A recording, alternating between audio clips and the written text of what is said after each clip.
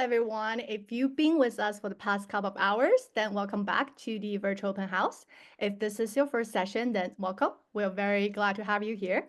So once again, my name is Vivian Chow, and I am Minerva's Enrollment Director for Asian Pacific. So in this particular session, we will be spending time to talk about the applied learning approach here at Minerva with three of our lovely professors. So without further ado, I'm very excited to introduce our special guests for this session. So we have Professor Nicole Matha from the College of Business. We have Professor Tomer Perry from the College of Arts and Humanities and the College of Social Sciences. And looks like we have a little special guest also in the background. And we also have Professor John Wilkins, who have taught at the Colleges of Arts and Science and Humanities, Natural Sciences, Computational Sciences, and also Social Sciences.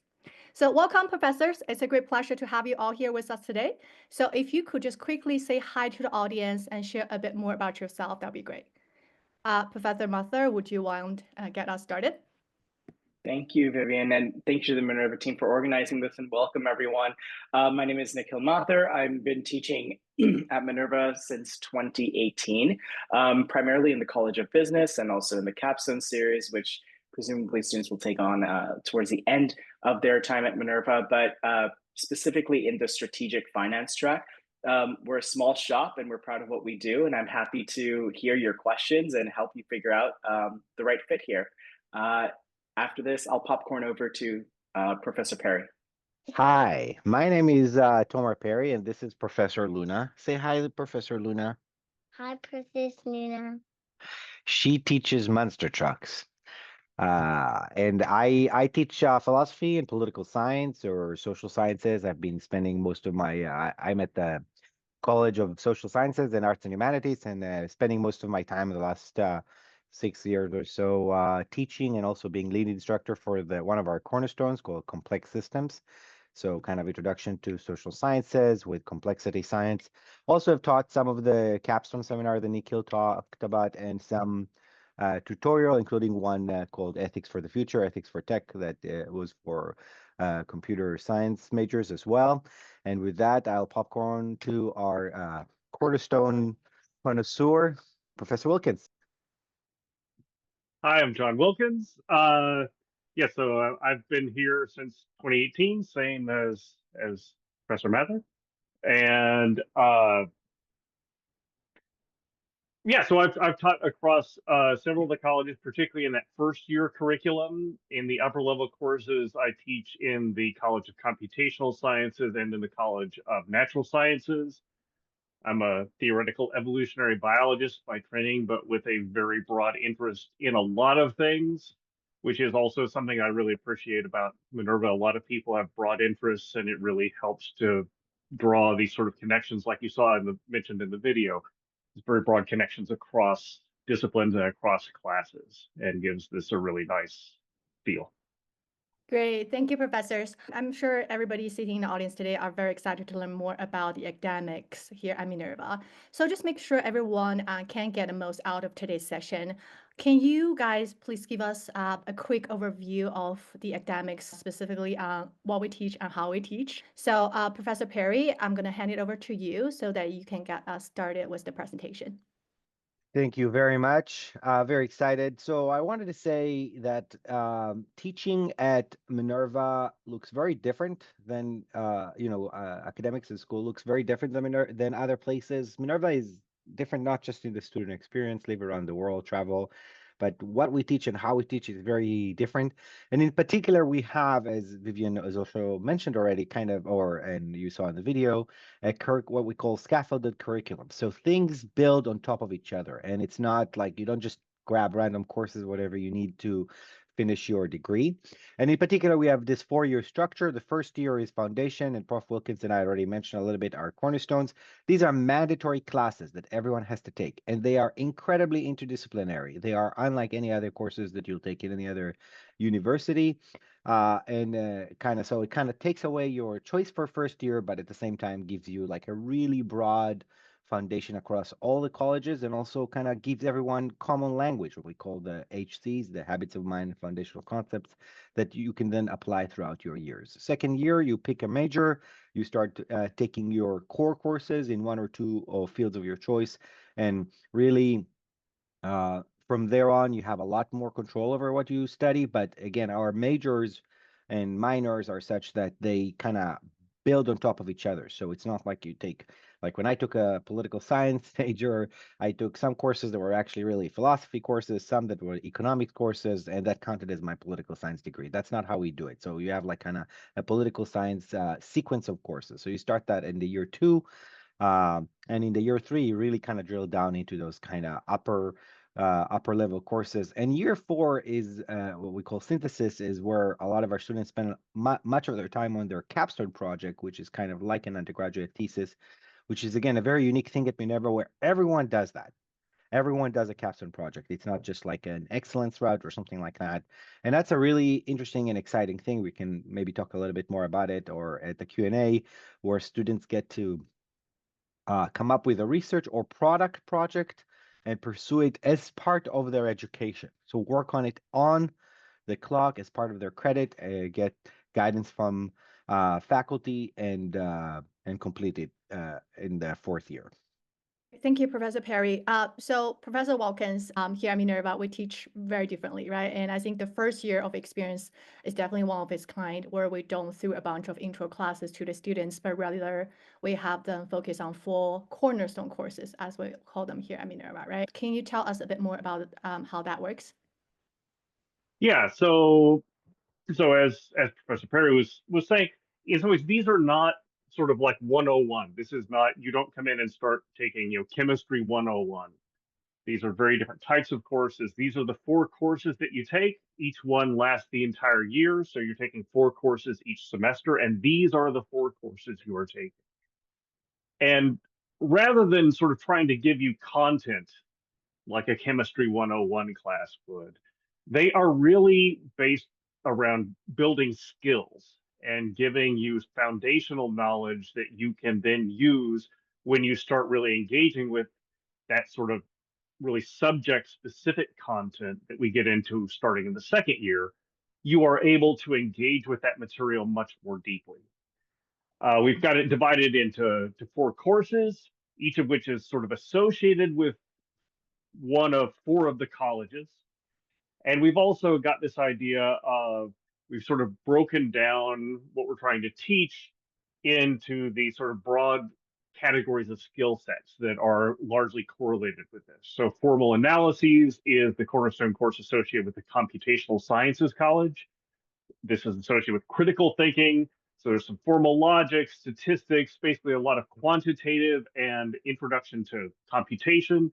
So no matter what you were going to major in, you were going to learn a little bit about statistics. You were going to learn a little bit about computer programming. Empirical analyses is the one associated with the Natural Sciences College. You're not in there learning a bunch of chemical reactions. You are in there learning how to think scientifically, how to test hypotheses, how to design and interpret experiments. Multimodal communications, this is the one associated with arts and humanities. And so part of it, you're learning how to read and understand literature, but you're also learning how to communicate effectively.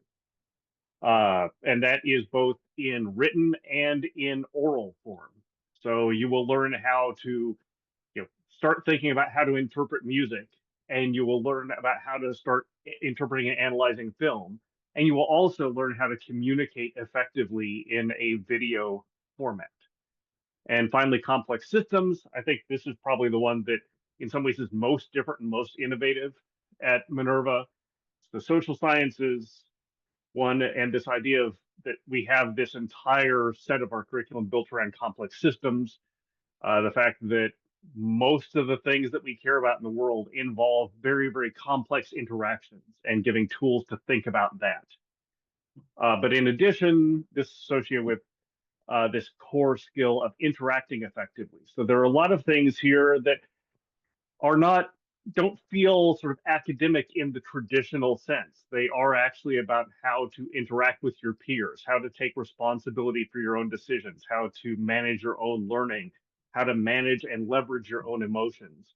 And these are things, basically all of these are things that we feel very, very strongly, no matter what you were going to major in, no matter what you were going to go on and do in your life, if you can get some level of mastery over this set of skills, everything you try to do, you will do more effectively, and just you will live a more satisfying and full life. Great, thanks, Professor Wilkins. So, professors, could you please each tell us a bit more about the majors and concentrations that you teach here at Minerva? And Professor Mather, do you want to get us started on this one first? Sure. So as Prof. Perry was indicating that we have this multi-year structure.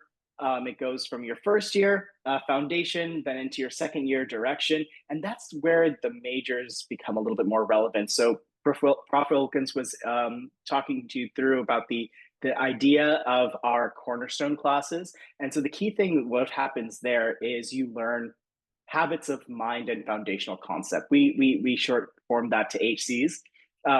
And so the idea of that, of an HC, think of it as a Swiss Army knife, that you get a set of mental tools, frameworks, cognitive skills, and it's up to you to figure out, and we also scaffold this and prompt this throughout our curriculum, how to use that tool in a different circumstance to solve a different problem.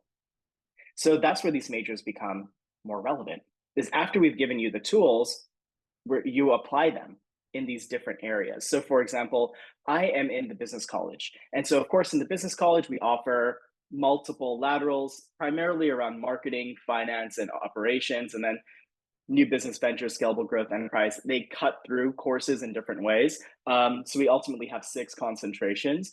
But the idea is that after we've given you the foundation, we then prompt you to use those skills in different circumstances. So actually often you're going to have a student that is interested in business, but then also really interested in computer science, combining those two, or social sciences and business. So it's very often that students combine their interests and even find synergy between the interests. Of course, we offer the majors and the concentrations, and then students come up with their own narrative of why and how that is really relevant or interesting for them. So of course, this idea of breadth, but also focusing on depth at this point from your second year onwards.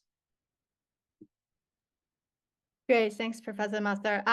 Then Professor Perry, would you mind also tell us a bit more about the AH and also the SS majors? Yes, of course. And I'm getting kind of conscious to, we were talking about active learning. So I wanted to also invite you all, if you want to ask some questions in chat and kind of tell us what you're most interested in so that we can talk to your concern, would be great. I'm feeling self-conscious when I'm hearing ourselves talk continuously, because that's not how we run classes at Minerva, right? We constantly have students engaging.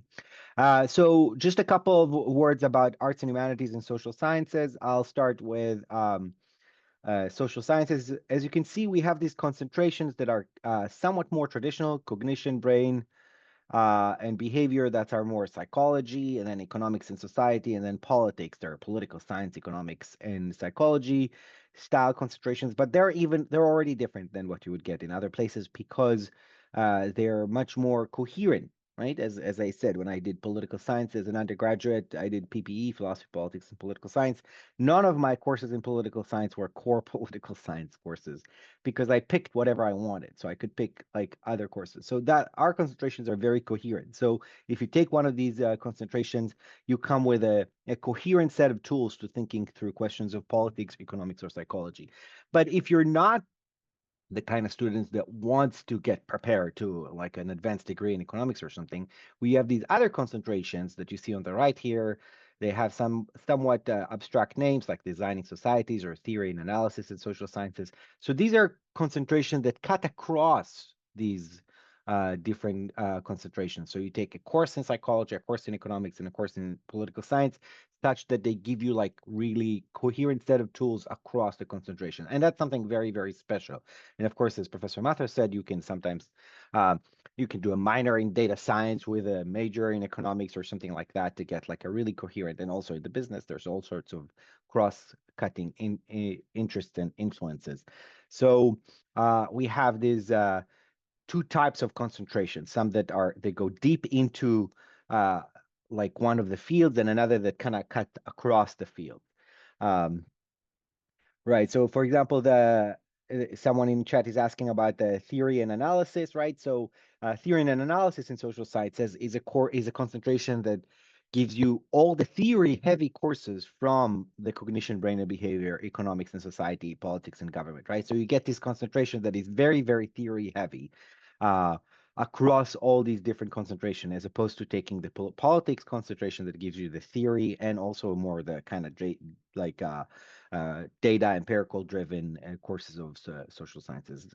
Switching gears to the arts and humanities, uh, in my opinion, some of the Minerva has some of the best courses in arts and humanities that I've seen anywhere. We have the historical forces concentration, which is a really unique take on history. Again, unlike a regular history department, you'll just take a couple of courses in history, this period, that period, from great professors, experts, but we have a coherent take on studying history, which is very unique. Philosophy, ethics, and the law. Philosophy, our concentration is really kind of focused on moral and political and legal philosophy. So you get a deeper dive into a more focused one. And arts and literature, again, we have that's something that's really cool because it's really combined a lot with what we call the location-based assignments. So you get all these assignments and visiting museum and in the cities that you are in. So because of a really unique composition of students, very international student body, and also they are studying in those really different cities, the locations-based assignments and the arts and literature concentration, it really gives like this strong component of intercultural arts and literature study just by virtue of the places they are in and the thing that it is. I also wanted to mention I teach a lot of moral political philosophy, political theory is my field. Teaching ethics and political philosophy courses to Minerva students is very, very different than teaching it. I taught these classes at Stanford, at Harvard, because our students are so international. For example, you talk about something like the just war theory or the ethics of war, and you have students who from Ukraine, from Egypt, from Korea, from all these places, very, very different. You teach this course at Stanford, you have 99% American students who, whose life experiences don't really touch on these issues in the same way. Lastly, and again in the chat, they were asking about comparative humanities. We have the humanities edition, like special concentrations, actually have their own special courses. So they're not just picking across the existing humanities courses, but for example, design across the humanities is a special concentration that gives you a little bit of social sciences as well, and sometimes a little bit of computational sciences to think about humanities in really innovative and interesting ways. So you're not just studying like history in kind of an old school way, but you're also kind of bringing the design or comparative humanities. There's like digital humanities component to that. So there's really the special concentration of humanities have like their own special courses that go um, beyond just the regular courses. So global and comparative humanities that someone asked about. Again, we leverage this international student body that we have at Minerva to make these active learning classes. It's hard to even say what's in these classes because it varies from session to session. It depends what students bring to classes. That's really like key to the way those classes work. So with that, I'll take a pause here, and Prof. Wilkins, you can talk to us about natural sciences and computational sciences. Great, thank you. Yeah, so natural sciences, this is the set of things that we would traditionally associate with science. These are sort of funny names. Approximately matter and energy is approximately physics. Cells and organisms is approximately biology. Chemistry across scales, chemistry. Earth and environmental systems is approximately earth science and ecology. So why do we have these funny names? And it is because these degrees are very different from what you would get in, say, a physics degree at a more traditional university. One thing is that natural sciences, right? If you major in that, natural sciences is your major, and it really is a multidisciplinary major. So you do get a certain amount of training in all of these fields, plus some additional training in your specific area. And so I think that's quite different from most science degrees. The other thing is because the focus of what we do is a little different. I think science courses in a lot of traditional universities, you learn a lot of content you often wind up memorizing a lot of things. You know a lot of facts when you come out of college with your degree. We really, really don't do that. All of our courses are very much designed to build your capacity to think like a scientist, to sort of actively analyze and critique what's going on with science. And one place that we really see this paying off is when our students do things like summer internships, where they'll maybe work in a laboratory. And often they come in, and in the first 2 weeks, we'll see, oh, they maybe feel like they don't know as much as some of the students coming from other universities. But within a few weeks, they are typically the standout interns in those programs. And it's because they have this capacity to really think critically, think sort of on their feet, to identify, here's a thing I don't know. But they have this foundational knowledge to go and get that information. So all the things that you don't memorize in college, honestly, you don't need to memorize. What you need to know is know how to acquire that specific knowledge when you need it. And that is something that our program makes students exceptionally good at. Computational sciences, this is basically what you might think of as computer science plus math. This is by far the largest of the programs at Minerva. We have a lot of people who are interested in going on and working in the tech industry. I would say the main areas there are a lot of people who do things related to this data science and statistics. We also have a lot of people who do that as a minor or as a double major associated with something else. That is a tremendously valuable skill set that is applicable across many, many, many fields. There is a lot of machine learning, so some really interesting courses on artificial intelligence and machine learning that we have a lot of students who are very interested in. Obviously, that is a huge, huge area right now. And then there are programs to basically software engineering, how to actually develop software and how to actually think about how to do that. I would say, the computational sciences, a lot of these specific concentrations in there are fairly regimented. Computational sciences is one where there is a bit more flexibility, and people do sort of tailor their upper level courses a bit more to their specific interests and their own long-term goals. But there are constraints on that there still is a requirement that it has to be a coherent set of courses and ideas. But there are different ways to make that happen. That's all I'll say about that right now. I think we should get to the minors slide. Excellent. The other thing that, of course, you can do is minoring. We do have a lot of students who double major. We typically discourage it because it makes your life very, very complicated, but a lot of our students really want to do it, and you can do that here. But a lot of students also minor in something. And so that allows you to basically sort of focus on a particular area in one of the colleges without getting sort of the full breadth of coverage in that area. And so these are various things you can minor in. And then there are also a handful of interdisciplinary minors. So for instance, neuroscience, right? The way that Minerva is set up, things that we would traditionally think of as neuroscience sort of fall partly within the social sciences college and partly within the natural sciences college. And so this is a way to sort of couple those things together. You take these courses and you actually have some recognition of the thing that you've done there. Sustainability actually spans across, I believe, arts and humanities, social sciences, and natural sciences. And then interdisciplinary digital practices is an interdisciplinary minor that spans across arts and humanities and computational sciences.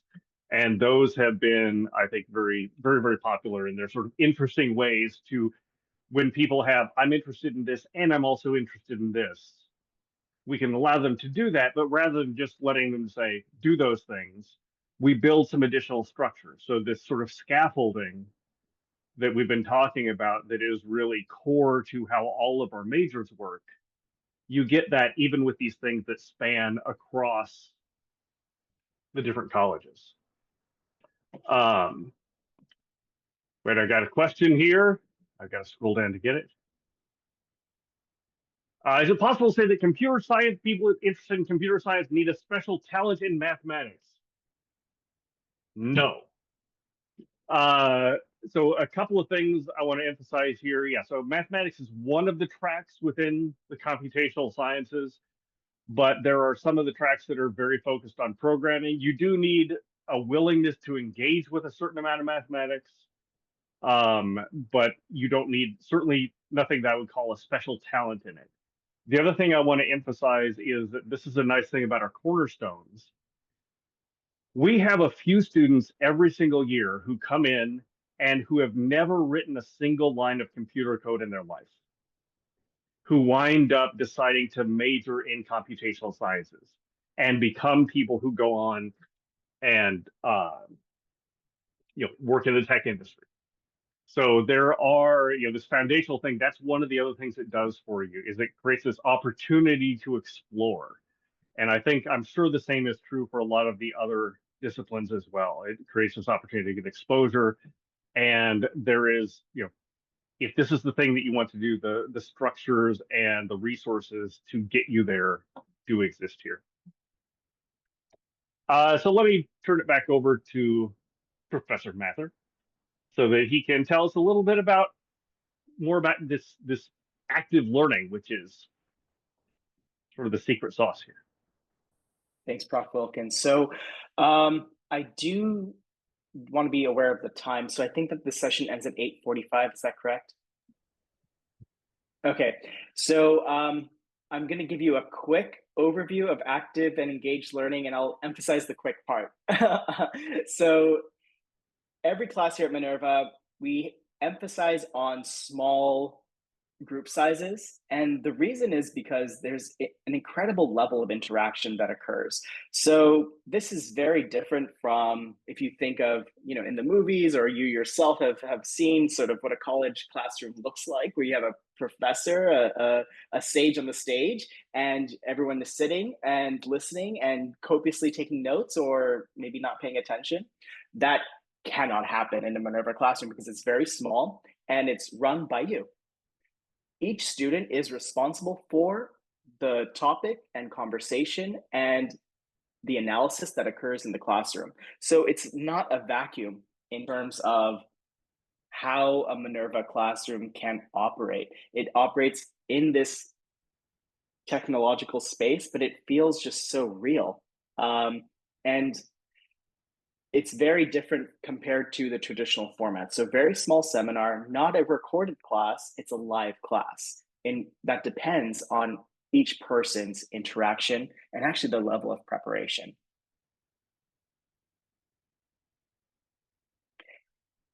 So on that note of technology, it's just a conduit.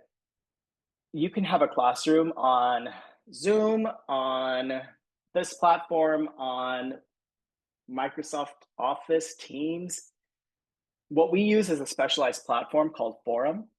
And I would say that it's more of a cultural product of how we think active learning occurs. So there's a lot of just tools and quick, easy things that we can do in the classroom, just because we like things a certain way and we like to have options to do some certain things. But really what this is about is relationship. The relationship between you and the professor, the relationship between you and your classmates. And so what this is it's setting up a baseline for us to have those interesting conversations, for us to engage, for you to be able to take what you learned, what you applied in a classroom, sort of a soft bubble, into the real world. So I would underscore here that technology is just another way, but the emphasis and the underlying factor here is the relationships between faculty and students. And I would say that I have taught at other institutions. I've never at this level engaged with undergraduates before. And it's some of the most interesting and rewarding relationships that I've built over time. And we can definitely talk more about that in the question and answer period. Okay, so how do we connect what is oftentimes a bubble of the classroom with how the real world works? So I'll just give you a quick example. 2 weeks ago in my business strategy class, I had to set up sort of key ideas around how does a business think about global expansion. And oftentimes in the business college, we have a case study method, which is we look at one company in depth and we try to dissect it in a lot of different ways. The opening of the case gives a background introduction of the founders of the company. And oftentimes, and this is what I really appreciate, the founders met in their MBA program. And so it was the founder, he met another person at the MBA program, it was a cousin and then a friend, and they came together and they started Mercado Libre, which was at that time a competitor to eBay. And then they merged and had a relationship to build out sort of auction trading across Latin America. Now, what does it have to do with experiential project-based learning? That's what we encourage you to do. Take the ideas that you've learned and run with it. I want you to go in your rotation city, whether it's Buenos Aires, Seoul, London, Hyderabad, take the idea and apply it on the ground. We are not telling you or explaining to you or teaching you theories and concepts. We want you to apply them, make them robust, find the strengths, weaknesses, limitations of these ideas. What's the gap? Have you even identified the problem correctly? What further work do you need to do in order to understand a particular situation? So we do this in a couple different ways. Civic projects, which are part and parcel every single year. We have location-based assignments. So this is what we short-term, we have a lot of acronyms, LBAs. And so that's embedded in each and every class across the curriculum from the second year onwards. Internships, students often have internships over the summer. They want to get an experience to understand what a particular area is. Maybe a student is already very fascinated by something that they're very sort of ambitiously going in a particular direction. Maybe a student also wants to explore something and see whether something is actually right for them. So a lot of those types of opportunities and labs. We have a lot of different labs run by different teams across the university just to provide exposure and sort of guidance into particular areas for further exploration in terms of student interests. So a lot of different opportunities for, again, you to transfer what you learn in the classroom into the world. With that, I think let's move over to the panel question section. Great. Thank you, Professor Mather, and thank you, everyone, for walking us through on the curriculum and also the active learning teaching pedagogy that we have here at Minerva. And with the remaining time, let's get to some of the questions that we have received from the audience. And I see a few questions already. And let's get started with maybe this one on biology. So Professor Watkins, I'm going to turn over to you on this one. So I think oftentimes a lot of students would come to Minerva with the aspiration wanting to pursue either the natural sciences or the computational sciences majors, right? And I think of the questions we often get from students and parents is that with Minerva not having a permanent campus and without all the traditional facilities, how are we supporting students who want to dive into that part of the major at Minerva, and also especially for those who want to, let's say, pursue or work in academic work afterwards, or for those who want to get into the medical school afterwards? Great. So I actually think our curriculum prepares students for graduate school extremely well. Because of the structure, we don't have traditional laboratory courses. Personally, I think that's good. 100% of my experience with laboratory courses in universities is that they are actually really, really useless. You don't learn very much. You're basically trying to replicate, you're you're like, oh, the goal of the thing is to do this thing and get exactly this result, which is the opposite of how science actually works. Uh, so the two things that we do have are some of these like the location based assignments. A lot of our science courses do have things where, as part of the curriculum, the students are actively doing things. Our biochemistry type of course actually has students engaged in a semester long project, typically some sort of a fermentation project where that they design themselves, they collect data, they figure out how to collect data, how to analyze it. But really, the big thing is most of our students do internships in laboratories, and a lot of this happens over the summer. But some students even do it during the semester at local universities that we have relationships with in the rotation studies, and that there you're actually engaged in real science with real scientists, and that is 1,000 times more beneficial than any sort of laboratory course. So I think that and so we've had a lot of success. We've had a lot of students go on to graduate schools in extremely good programs in the natural sciences.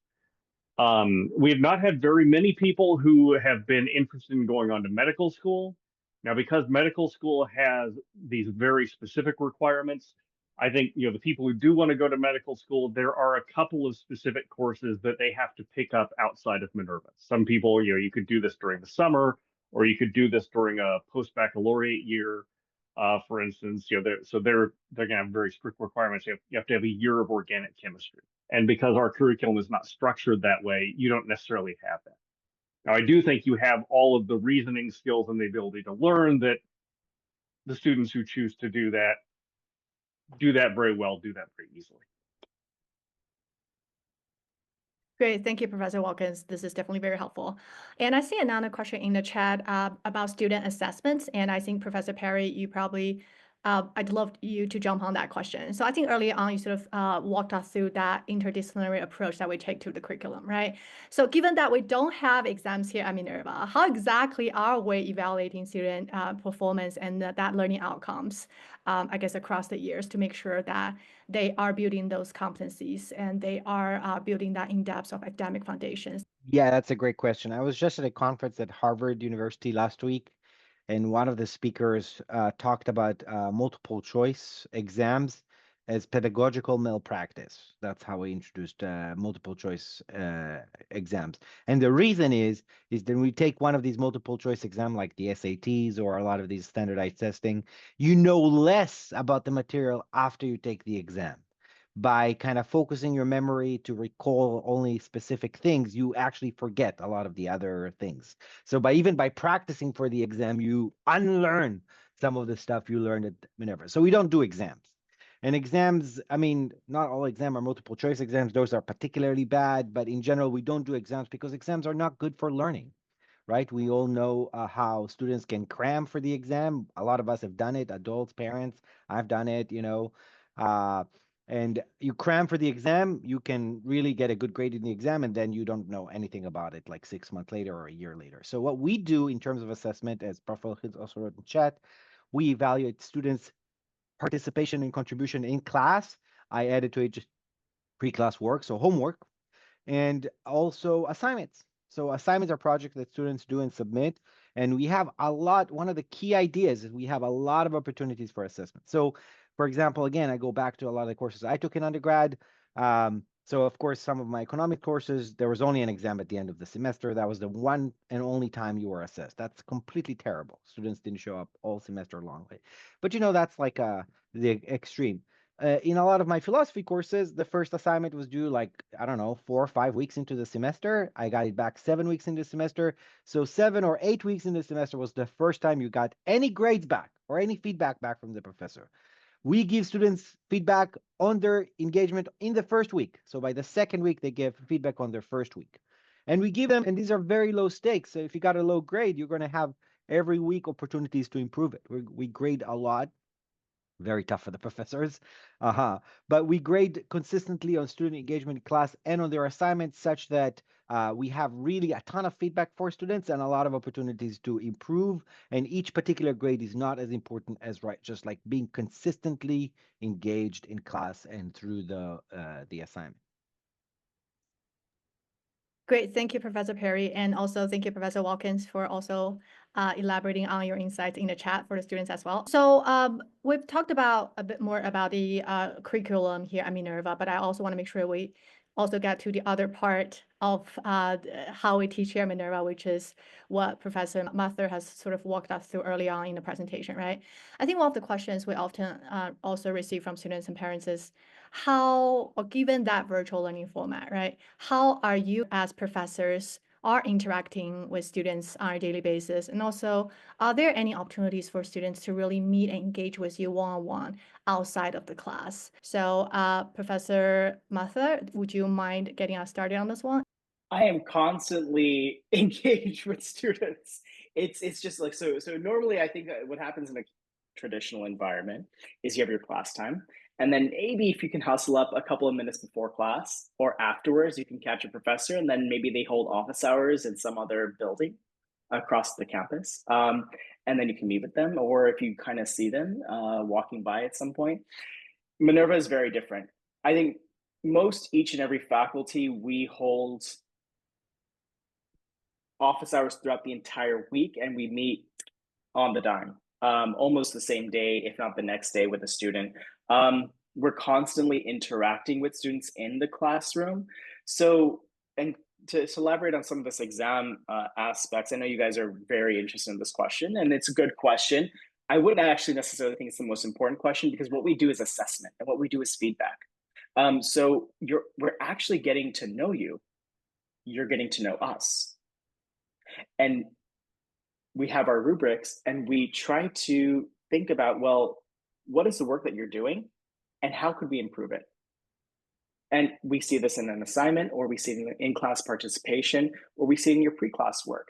And so you're constantly getting this barrage of feedback. Sometimes it's very overwhelming, but the idea is that we are constantly in communication, both synchronously and asynchronously, during your time here at Minerva.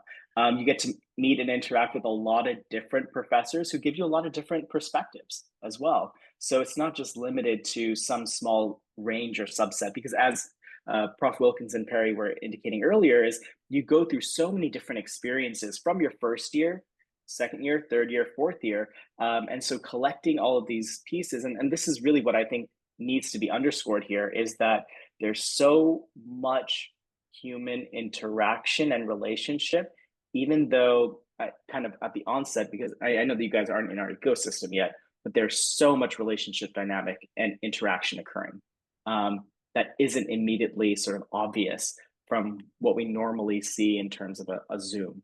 And also there's these other components as well in terms of the student experience on the ground. So all that leads towards a very high level of interaction and relationship. Great. Thank you, Professor Mather. Professor Watkins, would you mind also chiming? Yeah, so part of that, I think I would say a lot of the same thing. Because of the nature of the classes, both because they're small and because we are interacting with the students all the time, just in class itself, you actually really get to know the students very, very well. And I think typically by halfway through the semester, students feel very comfortable with you. And but then yes, we create a lot of opportunities, typically after class and throughout the week, to interact with students. Students can come and talk to you and meet with you about things. Also, a lot of professors do various other things, ways for students to meet and interact with them. For the last 3 years, I've been running a poetry workshop with one of the other professors, and we've got about, I know this semester we've got 35 or so students who are participating in that. And we meet, everybody writes poetry, brings it together, we discuss it. And so that's just sort of very informal. It's got the same feel as a Minerva class, but of course it's not a class, so nobody's getting graded. Everybody's there on their own time. I know Professor Perry has done some sort of things sort of like that, which I'd love to have him tell you about. Yeah, I've had for a while, and it's kind of been on and off depending on the seasons, but both a reading group in social political theory, so reading some stuff, contemporary stuff, whatever is of interest to the students, and myself, from reading about how to deal with perfectionism to China's politics, to because we had a bunch of students like China as a political meritocracy, to a variety of different topics, and also a group interested in online digital board games. So we've done some kind of gaming at Minerva and kind of a regular meetup where we played some games, and that's been really, really fun. I also say, kind of want to follow up on what Professor Mather and Wilkins said. I know my students at Minerva so much more, so much better than anywhere else because they speak at all classes. And right now, by the way, in complex systems, the last couple of years, we start with community building time. So we have exercise and activities dedicated to sharing about each other and not in this kind of more like just tell us, oh, I'm so and so from whatever place. Like people tell, like they bring an item or a picture of something that really matters to them. They tell stories about their siblings, about their countries, about something that matters to them and really um we really really get to know each other better. And also I have so many relationships with alumni who keep coming to my office hours and keep talking to me and keep messaging me. I can just show you right now, I have on my like Telegram, which is a messaging app I only join to talk to students because nobody else in my life uses that, but students do. So I have some of our alumni and some students, current students that I don't teach right now, talking to me. Matthias Jurgenson is a fourth year student. Anna is like an alumni, and she did a podcast on ethics of AI. So it's just it's a never ending, Magali De Bruin just messaged me about democracy. It's a never ending kind of connection. And honestly, learning is not a one off. I always tell students the class is the beginning of the conversation. You don't take a course in political philosophy and then you're like, oh, now I know it. I've learned ethics. No, it's like